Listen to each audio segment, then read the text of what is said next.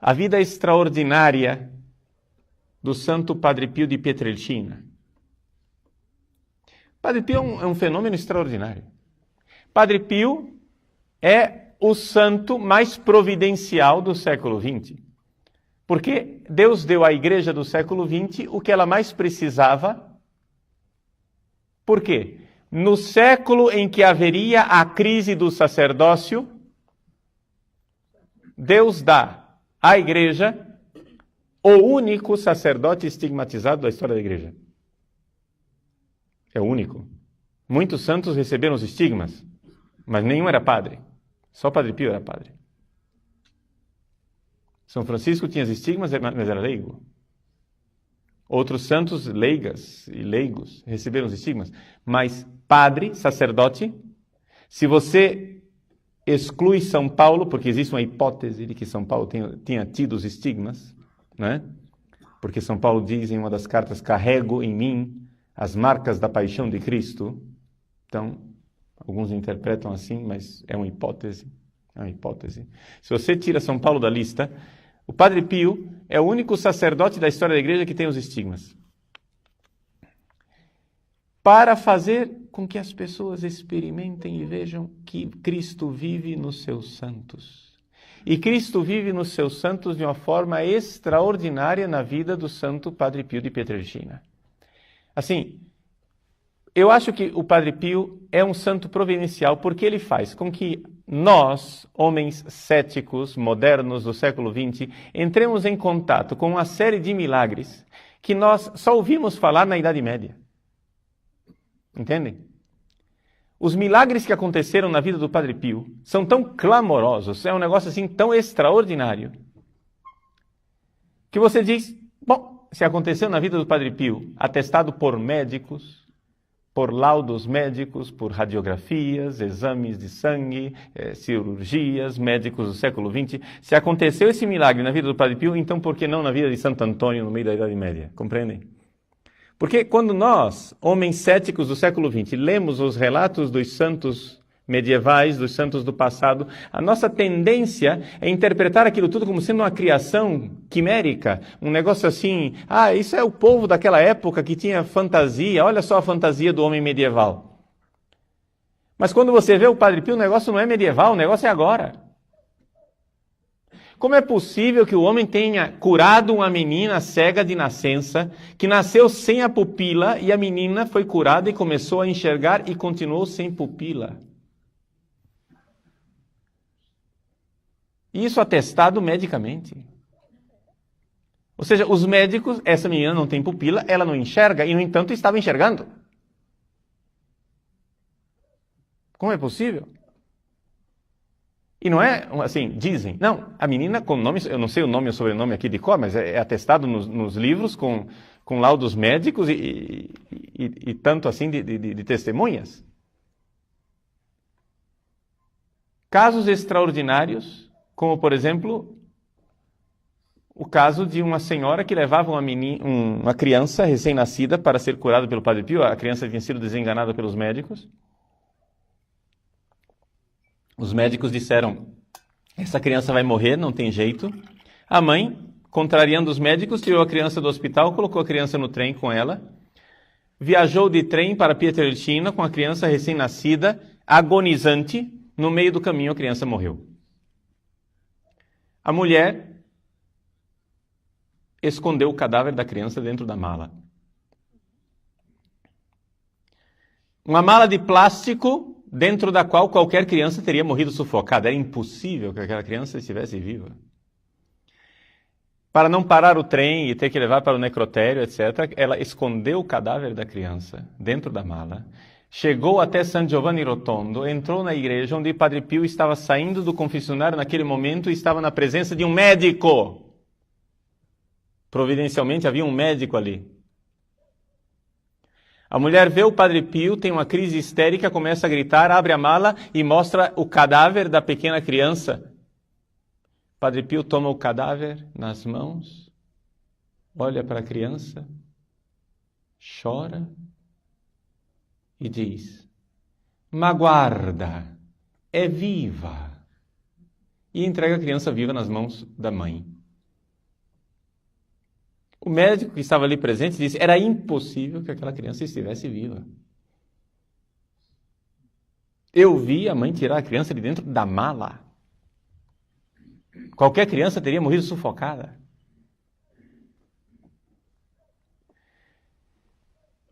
Fenômenos extraordinários de bilocação. Um médico ateu em Roma recebe uma chamada noturna de um paciente agonizante e vai atender o paciente no meio do caminho, de noite, no escuro, dentro do seu carro, aparece um frade dentro do carro dele.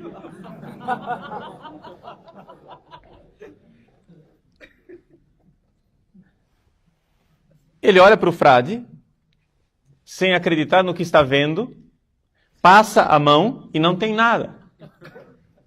Mas ele vê o frade. E o frade diz para ele: o paciente tem tal doença, você vai tentar este tratamento, não faça isso porque ele não vai dar certo, faça tal outra coisa que vai funcionar.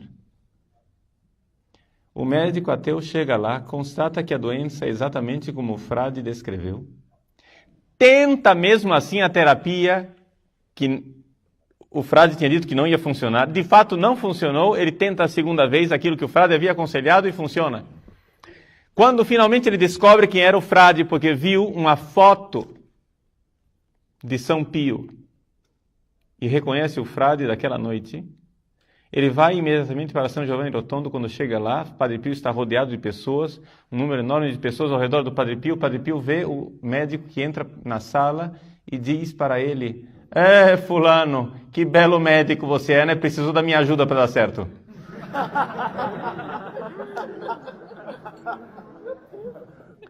É evidente que se converteu. Pilotos de caça americanos, ingleses, canadenses, durante a Segunda Guerra Mundial tentaram bombardear a cidade de San Giovanni Rotondo.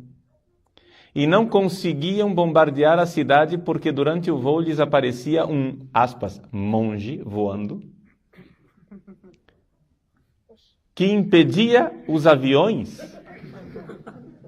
e fazia com que as bombas caíssem no meio da floresta.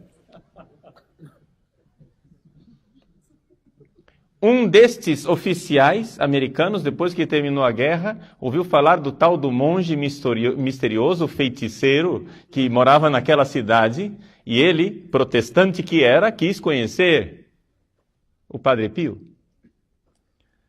O Padre Pio se encontrou com ele e, falando no dialeto em que ele sempre falou, não está falando sequer em italiano, falou em dialeto com o americano. O americano, quando terminou o encontro, disse: não sabia que Padre Pio falava tão bem inglês. É evidente que se converteu também este. Coisas assim inacreditáveis. E isso assim para falar as coisas mais clamorosas, mas milagres e milagres, mas não centenas de milagres. Centenas de milagres atestados por médicos. Centenas de milagres atestados por médicos. E ver aquele homem com aquelas chagas, sofrendo, casos, assim, carregando o sofrimento de Cristo no seu corpo. Padre Pio, antes de receber as chagas, ele tinha febre de 48 graus, de 58 graus. Colocavam um termômetro nele e ele estourava os termômetros. Não havia termômetro humano que medisse a temperatura dele. Eles pegavam um termômetro de banheira para conseguir medir a temperatura de Padre Pio. Era medicamente impossível que aquele homem estivesse vivo com aquela febre. E, no entanto, estava lá.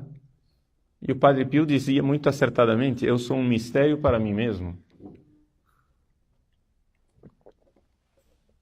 Meus queridos, um homem que no meio do nosso mundo cético falava claramente para os seus filhos espirituais: deem tarefas para os seus anjos da guarda. Um dia Padre Pio estava lá rezando com um terço na mão. Veio um frade falar com ele, espera aí, porque Padre Pio tinha um temperamento que não era fácil, Italianão bruto, né? Um caratteraccio, como dizem os italianos, que... Padre Pio repreendeu o frade que se aproximava. Depois que passou o momento, ele chamou o frade. O que é que você quer? Ah, desculpa, Padre Pio, eu não vi que o senhor estava rezando o terço. Mas que é rezando o terço? Você não viu a fila de anjos? Eu estava atendendo o anjo da guarda dos meus dirigidos espirituais.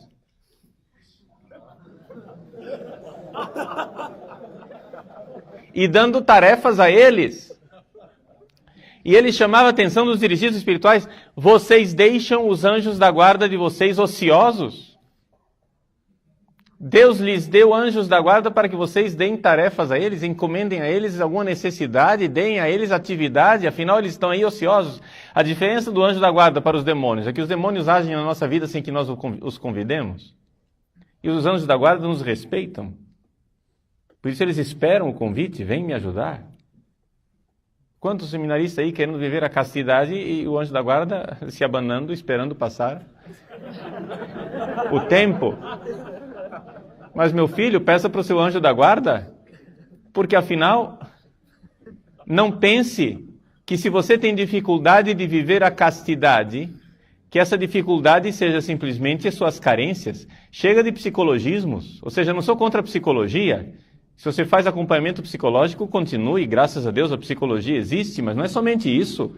Não é contra a carne e contra o sangue que é a nossa luta, mas contra os espíritos malignos nos ares. Ou você acha que você cai simplesmente porque você é carente? Você cai porque o demônio odeia você, meu filho. Você cai porque você resolveu ser padre. E resolvendo ser padre, você se colocou na frente da trincheira da guerra. E você acha que o demônio vai achar você bonito? Parabéns, continue sendo padre. Não! Pois se você tinha sempre um demônio que te acompanhava, quando entrou no seminário, Satanás designou pelo menos uns 15 para estar com você.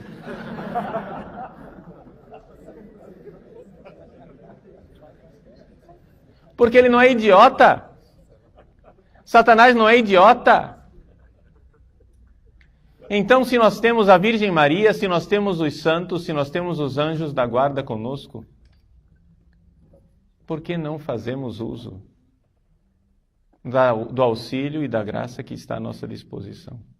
Meus queridos, a experiência cristã é a experiência de que Cristo vive nos seus santos, vive na sua igreja. Essa é a experiência básica, é um acontecimento. Se você quer contar a história da igreja, conte a história dos santos, conte a história dos milagres ao longo dos séculos. Esta é a verdadeira história da igreja. Esta é a igreja fundamental, essa é a história da igreja, real, concreta. Não é uma ideologia, é uma realidade, é um acontecimento, é Cristo vivo.